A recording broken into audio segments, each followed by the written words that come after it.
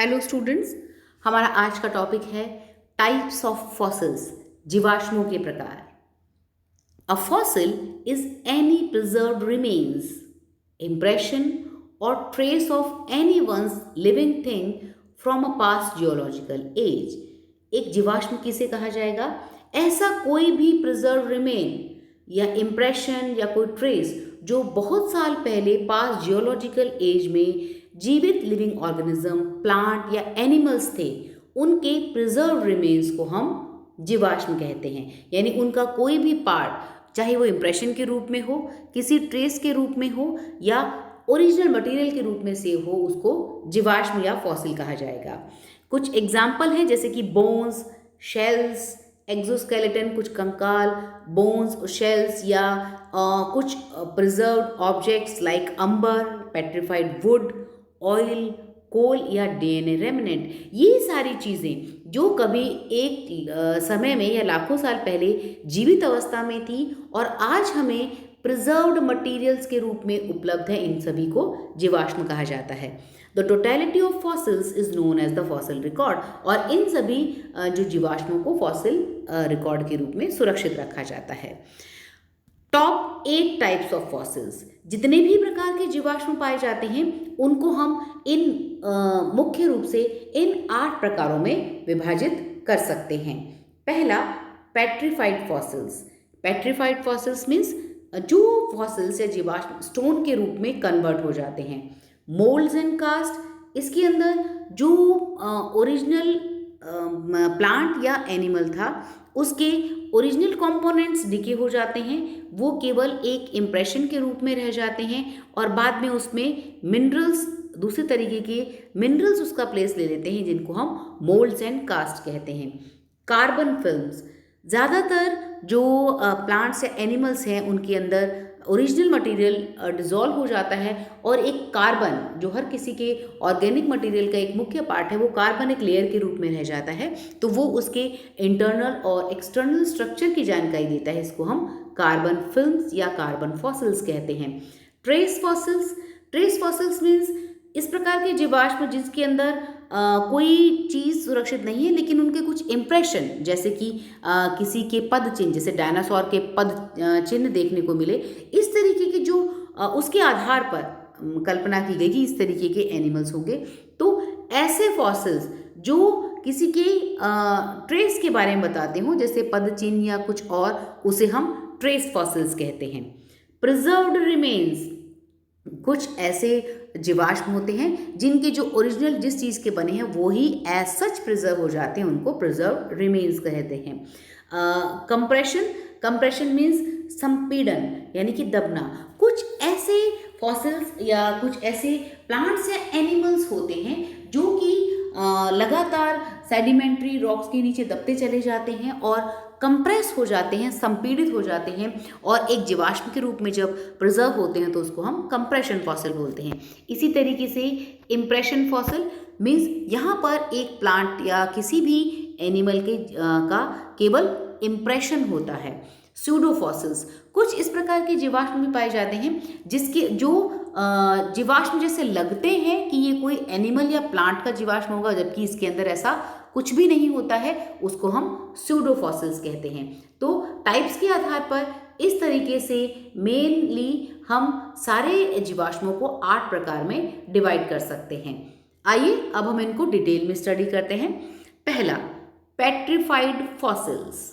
The word petrification means turning into stones. अब ऐसे fossils जो टाइम के साथ जिनके ओरिजिनल जो मटेरियल था, ऑर्गेनिज्म के पार्ट्स थे, वो मिनरल्स के द्वारा रिप्लेस हो जाते हैं और ये हार्ड स्टोन जैसे रूप में बदल जाते हैं, तो उसको पेट्रिफाइड फॉसिल्स कहा जाता है।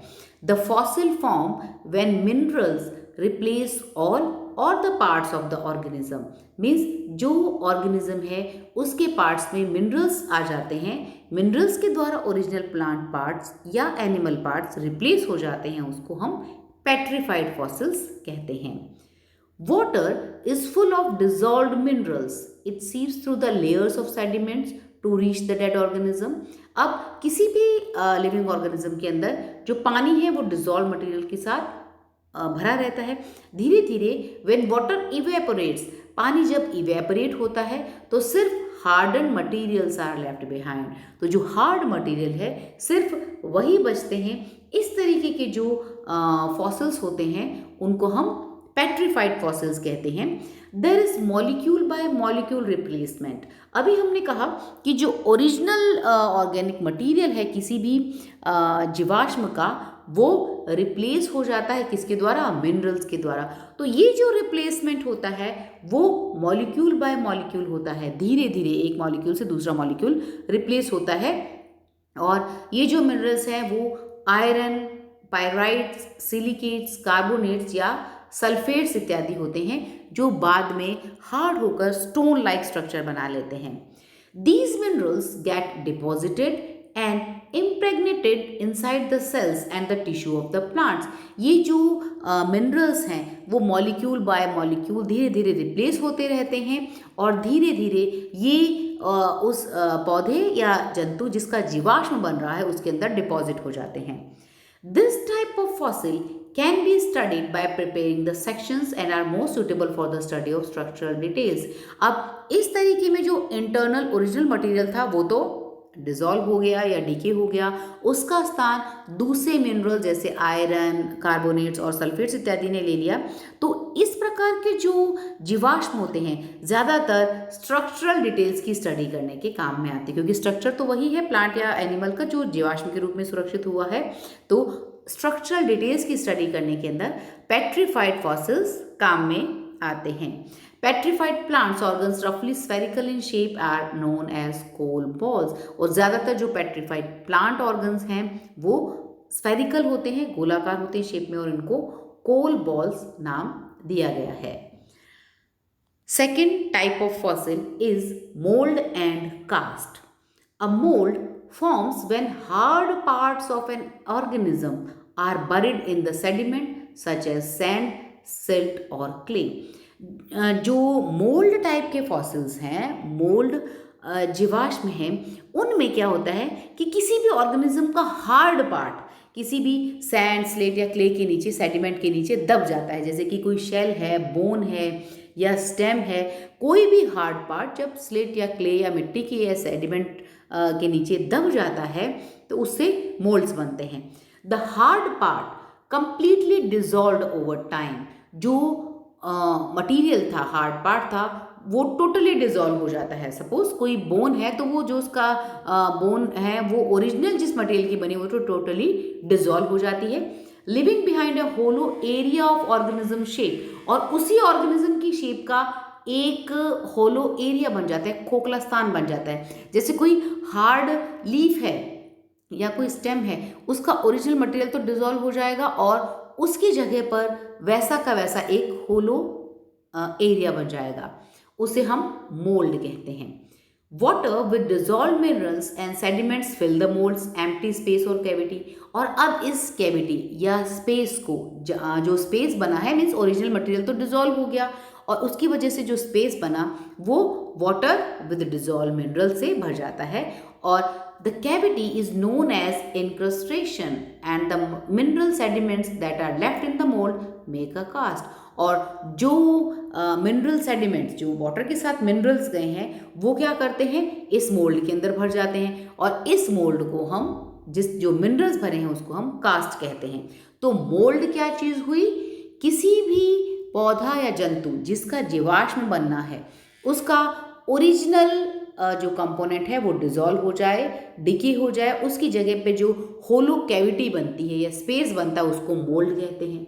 अब इस मोल्ड या इस स्थान पर होलो कैविटी में जो मिनरल्स भर जाते हैं उसे हम कास्ट कहते हैं। A cast is opposite to its mould. These fossils are suitable for the study of morphology of the fossil plant. और इस तरीके के जो भी प्लांट्स हैं वो नॉर्मली किसी भी पौधे की आकारिकी या मॉर्फोलॉजी समझने के काम में आते हैं, क्योंकि इसके अंदर जो शेप है प्लांट की या एनिमल की वो एज सच मेंटेन रहती है। बस ये है कि जो ओरिजिनल मटेरियल है वो दूसरे मिनरल्स के द्वारा रिप्लेस हो चुका है। थर्ड टाइप है carbon films. All living things contain an element carbon. When an organism die and is buried in sediments, the materials that make the organism break down and eventually only the carbon remains. अब जैसे ही कोई living organism, हर living organism के अंदर एक element carbon present होता ही है। और जब कोई ऑर्गेनिज्म डाई होता है और किसी सेडिमेंट या क्ले के बीच में दब जाता है, तो धीरे धीरे उसके बाकी सारे जो ऑर्गेनिज्म है वो ब्रेक डाउन हो जाते हैं, सिर्फ कार्बन बचता है। The thin layer of carbon left behind can show an organism's delicate parts like leaves or plant. Example, fern fossil 300 million years old. तो इसके अंदर सिर्फ कार्बन बचता है, बाकी सारे जो मटेरियल हैं वो डिजोल्व हो जाते हैं। तो ये जो कार्बन लेफ्ट होता है वो सॉफ्ट जो डेलिकेट पार्ट्स हैं उनको भी फॉसिल प्लांट के रूप में सुरक्षित रखता है। जिस तरीके से लगभग 300 मिलियन ईयर्स पुराने फर्न के फॉसिल्स भी हमको आज सुरक्षित मिलते हैं और वो कार्बन फिल्स के फॉर्म में एक जीवाश्म के रूप में पाए जाते हैं। Type 4, trace fossils. These fossils show the activities of the organism. किसी भी ऑर्गेनिज्म की एक्टिविटी को शो करते हैं, उसे हम ट्रेस फॉसिल्स बोलते हैं। Means an animal makes a footprint when it steps in sand. अब कोई भी एनिमल, जैसे कि पुराने लाखों सालों पहले जो डायनासोर पाए जाते थे, डायनासोर के जो पदचिन्ह हैं जो हमें मिले हैं वो एक तरीके के जीवाश्म ही हैं। उन तरीके के फॉसिल्स को ट्रेस फॉसिल्स कहा जाता है। मीन्स इसके अंदर कोई भी ओरिजिनल मटेरियल या ओरिजिनल प्लांट या एनिमल जीवाश्म के रूप में नहीं है, लेकिन उनकी जो एक्टिविटीज़ हैं उसकी वजह से जो चीज़ सुरक्षित हुई है उसे हम ट्रेस फॉसिल्स कहते हैं। Over time the footprint is buried in layers of sediments, then the sediment becomes solid rocks. तो जो फुटप्रिंट, सपोज किसी सैंड में कोई एनिमल चला लाखों साल पहले, तो वो सैंड उस जगह से दब गई और ये जो फुटप्रिंट है वो सेडिमेंट, उसके ऊपर रेत की कोई परत आ गई, इस तरह की धीरे धीरे धीरे सेडिमेंट्स की लेयर जमती चली गई और लाखों सालों में ये जो रेत की परतें हैं वो सॉलिड रॉक के रूप में कन्वर्ट हो गई और फुटप्रिंट वहाँ पर एक निशान के रूप में रह गए। उसे हम ट्रेस फॉसिल्स कहते हैं, जिसमें किसी भी प्रकार के जो एनिमल है उसकी एक्टिविटीज़ की वजह से जो जीवाश्म मिलते हैं उसे ट्रेस फॉसिल्स कहा जाता है। नेक्स्ट है preserved remains or amber. Some organisms are preserved in or close to their original state. कुछ अभी हमने बात की कि ज़्यादातर जो जीवाश्म हैं उनका ओरिजिनल मटेरियल डिके हो जाता है, या तो वो हार्ड स्टोन के रूप में कन्वर्ट हो जाते हैं या मिनरल्स के द्वारा रिप्लेस हो जाते हैं या उनके सिर्फ इम्प्रेशंस होते हैं। लेकिन कभी कभी क्या होता है कि जो प्लांट है अपने ओरिजिनल फॉर्म में ही प्रिजर्व होता है या very close to that. These fossils are called preserved remains. For example, an organism such as an insect is trapped in a tree's sticky resin and dies. जैसे कि gymnosperms के अंदर जो resin एक प्रकार का गोंद जैसा पदार्थ होता है, ये रेजिन के अंदर कोई इंसेक्ट अगर मर जाए तो उस रेजिन के अंदर एज सच प्रिजर्व हो जाता है। More resin covers it sealing the insect inside. तो जो रेजिन की ड्रॉप है उसके ऊपर और रेजिन आता चला जाता है, तो वो जो इंसेक्ट है उसका पूरा का पूरा 3D जो फॉसिल है वो उस रेजिन के अंदर प्रिजर्व हो जाता है, सील हो जाता है और इट हार्डन्स इनटू अंबर, और ये बाद में हार्ड होकर अंबर फॉसिल का रूप ले लेते हैं। Some organisms such as a woolly mammoth dies in a very cold region, its body is frozen in ice which preserves organism even its hair. तो इसके अंदर भी एक तरीके से अंबर फॉसिल है जिसके अंदर एक कोई वुली मैमोथ अगर बहुत लाखों साल पहले डाई हो गया, वो आइस के बीच में फ्रोजन हो गया, मीन्स जम गया, तो एज सच उसका 3D जो जीवाश्म है वो बन जाएगा। इस तरीके से जो प्रिजर्व्ड रिमेन्स हैं अगर अपने ओरिजिनल फॉर्म में है तो उसको हम अंबर या प्रिजर्व्ड रिमेन्स कहते हैं। Type 6, compression. This type of fossil is common in the sedimentary deposit of the rocks. नाम से ही है संपीड़न यानी कि कंप्रेशन। तो जो संपीड़ित जीवाश्म या कंप्रेशन फॉसिल्स हैं वो सेडिमेंट्री डिपॉजिट्स होते हैं रॉक के अंदर। It is a sort of impression where most of the organic remains of the plant remain in the fossil state. The plant or plant part gets buried and the sediments go on accumulating over the plant. इसके अंदर कोई भी plant या plant part किसी भी नीचे दब गया सेडिमेंट्स के नीचे, और उसके ऊपर धीरे धीरे और लेयर्स आती चली जाती हैं, और उसके बाद जब ये लेयर्स इतनी ज़्यादा आ जाती हैं that growing pressure of the sedimentary rocks removes the air and the watery content of the fragment out and causes the plant tissue to compress। अब जो सेडिमेंटेशन की वजह से जो लेयर्स एक के बाद एक ऊपर आती जाती हैं तो इनका प्रेशर इतना ज़्यादा हो जाता है कि जो ओरिजिनल प्लांट है उसमें से एयर और वाटरी कंटेंट बाहर आ जाते हैं और प्लांट टिश्यू कंप्रेस हो जाता है, संपीड़ित हो जाता है, दब जाता है। The compression shows the original outline of the plant. अब उसके अंदर जो प्लांट की ओरिजिनल आउटलाइन है वो तो मेंटेन रहती है और plant parts, but the original thickness of the plant material can not be determined. अब जैसे सपोज कोई तना ही है, स्टेम है, अगर उसको दबा दिया जाए तो बिल्कुल फ्लैट हो जाएगा, तो जो ओरिजिनल उसकी आउटलाइन शेप तो रहेगी लेकिन उसका जो मोटाई है वो शो नहीं हो पाएगी। तो ओरिजिनल थिकनेस इस तरह के मटेरियल में सेव नहीं होती है क्योंकि जो सेडिमेंट्री जो लेयर्स हैं उसका प्रेशर इतना ज़्यादा होता है कि प्लांट या एनिमल जो जीवाश्म के रूप में परिवर्तित हो रहा है वो संपीड़ित हो जाता है, कंप्रेस हो जाता है। The buried part become flat due to the compression or overlying pressure of the sediments. तो जो बरीड पार्ट है वो फ्लैट हो जाता है, उसे हम कंप्रेशन फॉसिल कहते हैं। इसी तरीके से जो टाइप 7 है फॉसिल्स का, that is impression fossil. These fossils are just impression of plants or plant parts on sediments. These fossils are useful in studying the external features of various plant parts or venation pattern of leaves. जैसा कि नाम से ही है impression, यहाँ पर कोई भी original material plant का प्रिजर्व नहीं होता है, सिर्फ उनके इम्प्रेशन होते हैं, वो जीवाश्म के रूप में रहते हैं। तो उन इम्प्रेशन से प्लांट के एक्सटर्नल फीचर्स के बारे में आसानी से स्टडी किया जा सकता है कि उसमें किस तरीके का सिरा विन्यास था, किस तरह के पत्तियों का आकार था। तो ये सारी चीज़ें इम्प्रेशन फॉसिल्स के द्वारा स्टडी की जाती हैं। Type 8 pseudo fossils. Sometimes watery solution of various minerals seep through the sediments and it takes the shape of some plant part और एनिमल्स। कई बार क्या होता है कि कोई वाटरी सॉल्यूशन है जिसके अंदर बहुत सारे मिनरल्स घुरे, वो बहुत स्पीड से गुजरते हैं सेडिमेंट्स के थ्रू और ऐसी शेप ले लेते हैं जैसे कोई प्लांट का कोई पार्ट हो या फिर कोई एनिमल का पार्ट हो। और जब ये हमें मिलते हैं तो हमें क्या लगता है कि अरे ये तो कोई जीवाश्म का पार्ट हो सकता है। जैसे कि आपने देखा होगा कि किसी भी पत्थर पे अपन कोई एक ही जगह पर एक स्टोन रखे या कुछ रखते चले जाएं तो पत्थर पे उस तरीके का निशान हो जाता है। तो अगर कोई वाटर लगातार एक ही जगह से गुजर रहा है तो वो उसको रॉक को एक पर्टिकुलर शेप में काट देगा और वो देखने में अगर प्लांट पार्ट या एनिमल की तरह लगेगा तो ये लगता है कि अरे ये कोई फॉसिल होगा, कोई जीवाश्म होगा। लेकिन जब उसे स्टडी किया जाता है तो पाया जाता है कि न तो कोई ये प्लांट है या एनिमल है, ये सिर्फ एक स्यूडो फॉसिल्स है। तो such fossils are called pseudo fossils, यानी कि फॉसिल्स नहीं है, फॉसिल्स जैसे लगते हैं पर फॉसिल्स नहीं हैं। तो these are 8 types of fossils. अब इस डायग्राम के अंदर देखिए दिखाया गया है नंबर 1 कंप्रेशन फॉसिल। ये देखिए कंप्रेशन फॉसिल मीन्स जो ओरिजिनल पार्ट दिखाया गया है वो दब गया है, संपीड़ित हो गया है, तो उसकी जो शेप है वो एज सच मेंटेन है, लेकिन उसकी जो मोटाई या थिकनेस है वो फ्लैट इसके रूप में देखने को मिल रही है, वो ओरिजिनल देखने को नहीं मिलती। इसी तरीके से इम्प्रेशन फॉसिल, ये आप देख सकते हैं, इसके अंदर जो लीव्स हैं उसका एज सच इम्प्रेशन दिखाई दे रहा है।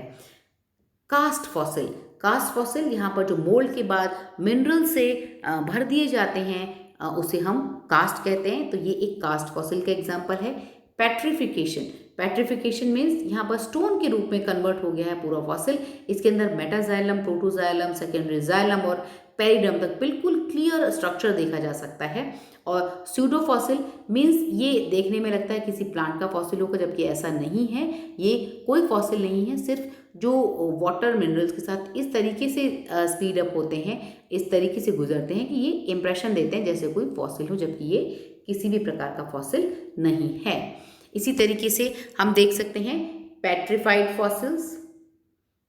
पेट्रीफाइड फॉसिल्स में स्टोन के रूप में हार्ड हो गए हैं, जो ओरिजिनल मटेरियल है वो रिप्लेस हो गया है स्टोनी मटेरियल के द्वारा और ये काफ़ी हार्ड स्टोन लाइक फॉसिल्स के रूप में कन्वर्ट हो गए।